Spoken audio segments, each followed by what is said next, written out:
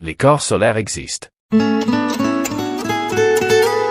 Aujourd'hui, on plonge dans un texte assez fascinant de 1967, Les corps solaires. C'est un texte qui nous donne une vision gnostique, disons assez radicale de notre histoire, de notre passé, notre présent et même notre avenir. C'est une prophétie cosmique et on va l'explorer ensemble. Tout commence avec cet avertissement. Un avertissement qui viendrait d'une civilisation perdue. Ça plante tout de suite le décor, celui d'une histoire qui en fait ne cesse de se répéter. On dirait bien que les mêmes erreurs mènent toujours inévitablement aux mêmes fins tragiques. Pour vraiment saisir ce que ce texte prophétise sur notre époque, il faut d'abord faire un grand bond en arrière. On doit se pencher sur le récit d'une civilisation qui aurait été incroyablement avancée, mais qui était aussi, malheureusement pour elle, condamnée d'avance. Alors là, on ne parle pas d'un mythe au sens où on l'entend d'habitude. Le texte nous présente l'Atlantide comme une réalité historique. Une civilisation avec une technologie qui dépasserait de très loin la nôtre.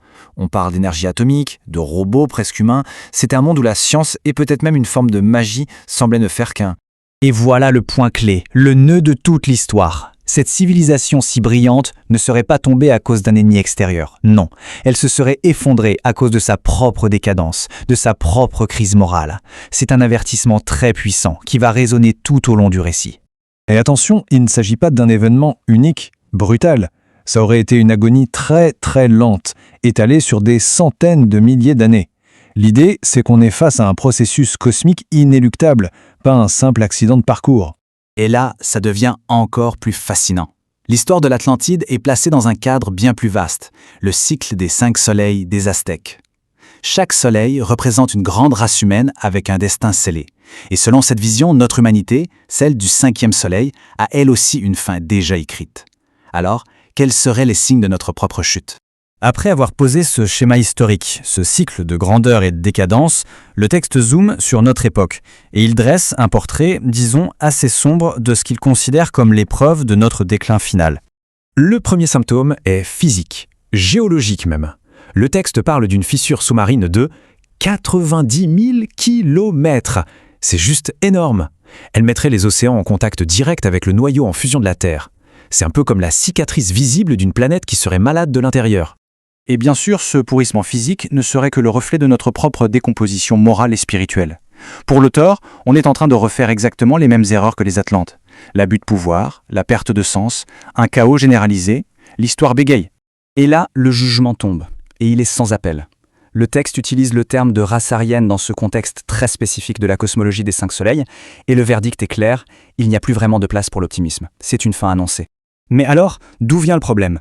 Pour cette vision gnostique, la crise mondiale n'est en fait que le miroir d'une crise bien plus profonde, une crise intérieure. Le problème, ce n'est pas le monde, c'est nous. Et pour le comprendre, il faut complètement revoir notre définition de ce qu'est un être humain.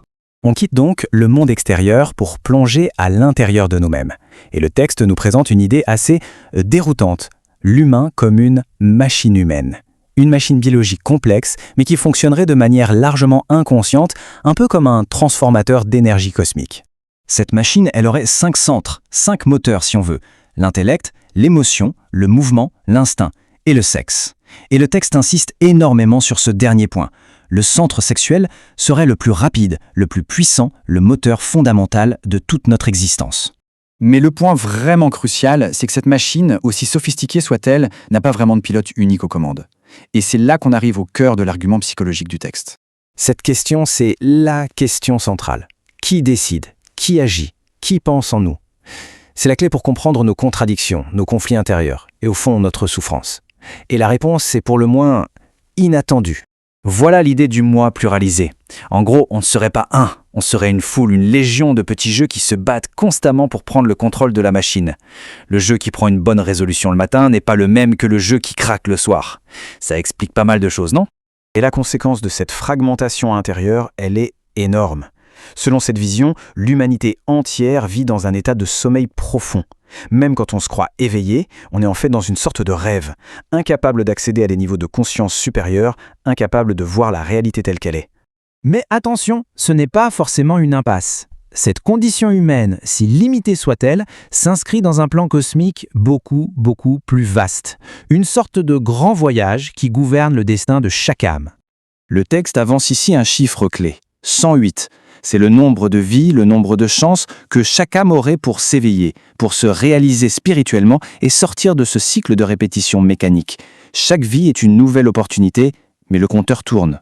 Et pour les âmes qui échouent au bout de ces 108 tentatives, eh bien, le texte décrit un processus de recyclage cosmique. C'est une descente, une sorte d'involution, où l'ego est complètement dissous, réduit à l'état de poussière cosmique. C'est un processus qui semble terrible, mais qui est présenté comme une purification, un retour à la case départ pour pouvoir recommencer un tout nouveau cycle. Et on termine sur cette question qui reste ouverte. Faut-il lire ce texte comme une prophétie littérale sur la fin de notre monde, ou bien est-ce une immense et profonde allégorie psychologique, un miroir tendu pour nous montrer notre propre fragmentation intérieure et l'urgence d'unifier notre conscience avant qu'il ne soit trop tard? La réflexion, elle, est lancée.